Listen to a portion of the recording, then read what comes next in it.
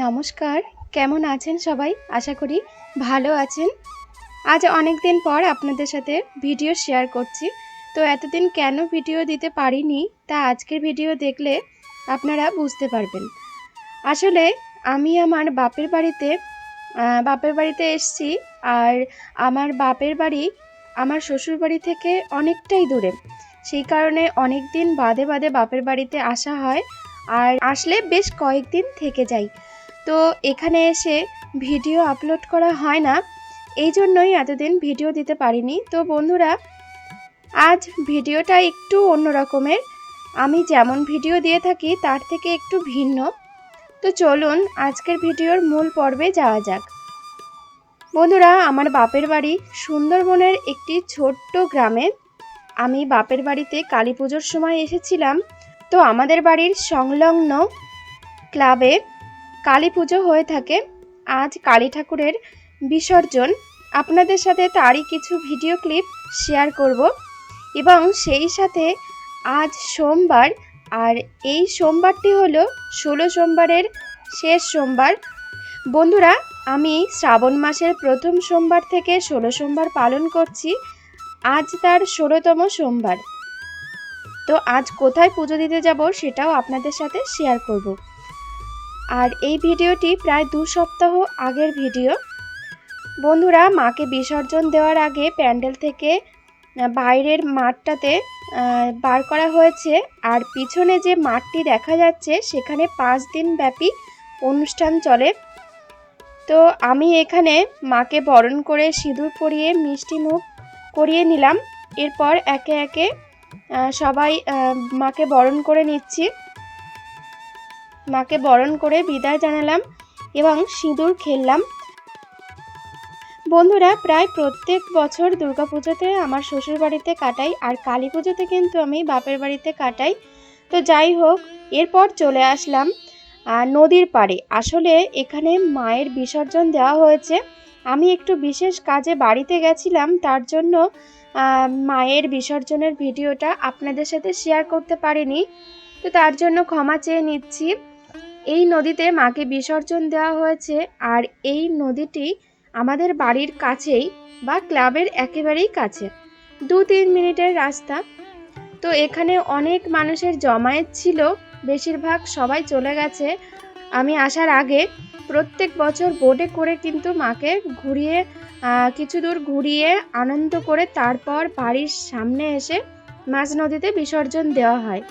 এবার যে বোটটা ঠিক করা হয়েছিল সেটা কোনো কারণে আর না আসার জন্য এভাবেই বিসর্জন দেওয়া হলো। তো ছোট বাচ্চারা এখনো পর্যন্ত নদীর চরে কাদা জলে খেলা করছে। তো ওদের কাছে এটাই একটা আলাদা আনন্দ। বন্ধুরা, আর ওই যে দূরে কয়েকজন দাঁড়িয়ে আছে, ওরা এখানেই ছিল, কিন্তু যারা নদীতে নেমেছে তারা ওদের গায়ে কাদা ছিটিয়ে দেবে সেই ভয়ে ওরা দূরে গিয়ে দাঁড়িয়ে আছে। তো আমাদের এখানে বিসর্জনের সময় এভাবেই কিন্তু আমরা আনন্দ করে থাকি। আমাদের এই নদীটা জোয়ার ভাটার নদী। তো এখন জোয়ারের জল উপরে উঠবে। তো বন্ধুরা, আমাদের বাড়ির সামনের নদীটা আপনাদের সাথে শেয়ার করলাম। কেমন লাগলো অবশ্যই কিন্তু কমেন্ট করে জানাবেন।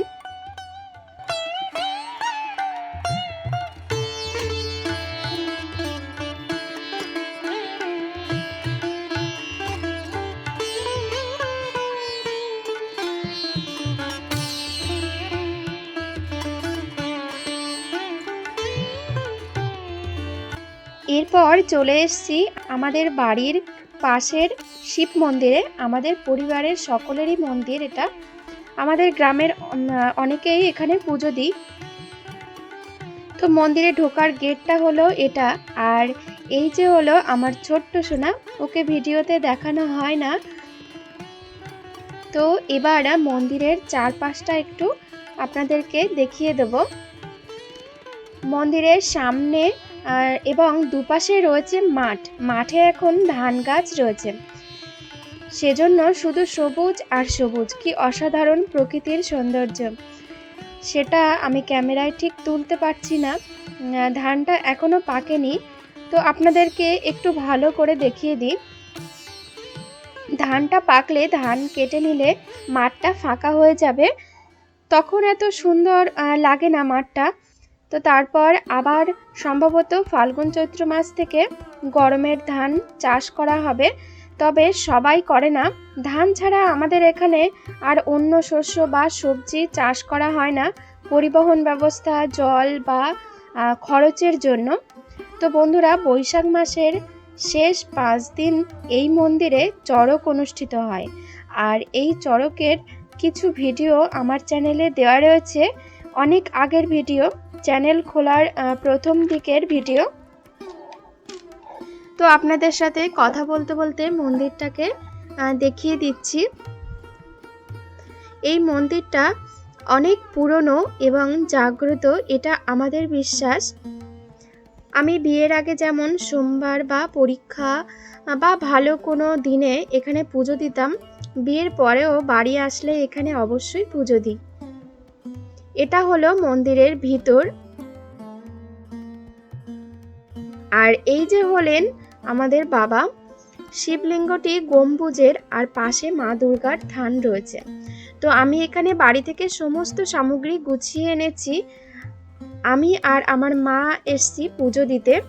আমাদের আগে অনেকে এসছিলেন, তো পুজো দিয়ে ওনারা চলে গেছেন, এখন আমরা পুজো দিয়ে নেব। তো প্রথমে মা মোমবাতি ধরিয়ে দিয়েছে, আমি এখন পুজো করছি। তো পুজোটা আমি সবটা শেয়ার করছি না, আমার চ্যানেলে সোমবারের পুজোর ডিটেলসে ভিডিও আমি শেয়ার করেছি। আমি যতদূর জানি বাবাকে লাল ফুল দিতে হয় না, তো আপনারা কমেন্ট করে জানাবেন দিতে হয় কিনা। আর এই লাল ফুলগুলো অবশ্য আমি দিইনি। তো আমার পুজো করা হয়ে গেছে। আমার পুজো করার পর কিন্তু আমার মা পুজো করে নিয়েছে। তো আমার মা ক্যামেরার সামনে আসতে লজ্জা পাচ্ছিল, তার জন্য আমি ভিডিও করিনি। তো বন্ধুরা, ভিডিওর প্রায় শেষ পর্যায়ে চলে এসেছি।